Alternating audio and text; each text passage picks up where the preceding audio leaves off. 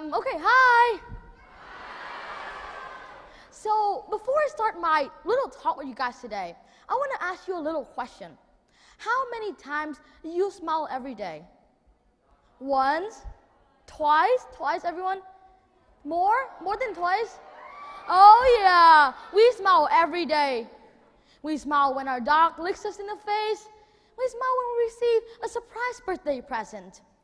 Sometimes a smile could be even as simple as hearing the rain tapping clickety-clack on your doorstep, or maybe completing a new Xbox challenge.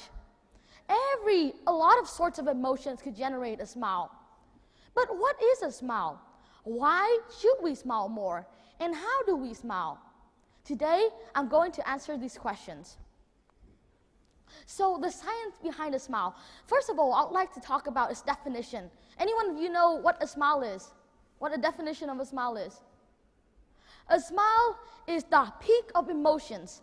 It is the highest emotional content. It is like the extreme sensation of joy and of happiness. Well, I guess I'm extreme all the time then. Well, I mean, yeah, I smile a lot. And well, this peak of emotion, but now that we've known that the definition of a smile, what does our brain do when we smile?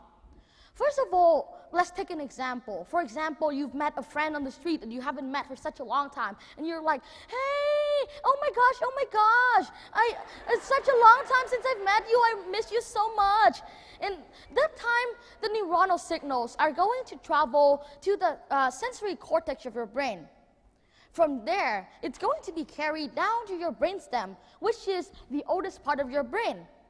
From there, the cranial muscle is going to carry these neuronal signals even further down towards your smiling muscle, generating a smile.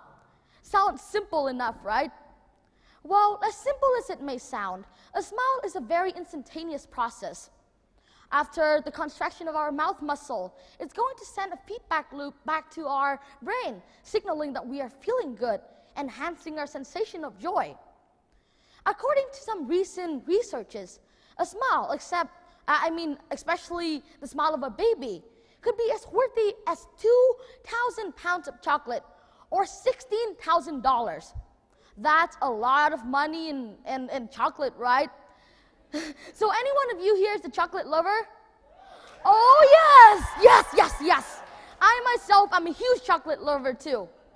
Well, now we know what to do when we don't have a huge bar of Hershey or Reese in our pocket. So, some of you here may be thinking, oh, this guy is so boring. Why is he lecturing us about science? I want to go back home and play Minecraft. Well, the ultimate reason of why I'm here today is not to lecture you about science or about anything, but is to tell you a little story to ultimately convince you to smile more every day. So this story, once upon a time, there was a little boy in a little place who loved to come to, dreams of coming to a place called America. To him, that land is the dreamland. It is the land of the free, where all dreams come true, where unicorn flies in the sky. Well, that is not true, but anyway. So, only a few months earlier, his dream turned into a reality, when with the help of his friends, of his families, he had been able to step foot on American ground. That day, he was the happiest man that he's ever been. However, that didn't last long, because only a few days later, he was overwhelmed with a sensation of extreme sadness and desperation. He just wanted to go home with his parents. He just wanted to quit everything. Everywhere he looked was the sight of his families, of his friends.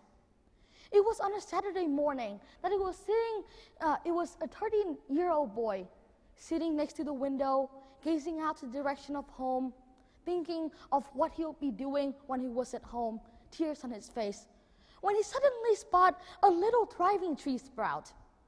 It was as small as his fingertip, like this small.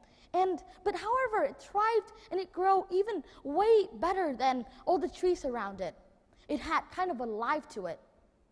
At that exact moment, the boy felt like smiling, and he smiled. And that smile made he know the definition of the word happy again. And without that smile, without that familiar sensation of seeing this thriving tree sprout and remembering of home, you would never be able to stand on this amazing stage with this mesmerizing crowd of people talking about the science of smiles. You don't know what little things could do to you. Well, I am that little boy. So coming here today, I only have one challenge to propose to you: to smile at least 5 times genuinely every day. Give the janitor a smile when you walk past her at school. Give the teacher a smile when you see him, her, or him. Give the new friend at school a little smile. Give your parents a huge hug and a big smile when you come home from school. They deserve it. To quote a movie that is my absolute favorite, that has also been presented here, The Book of Life. You can write the story of yourself.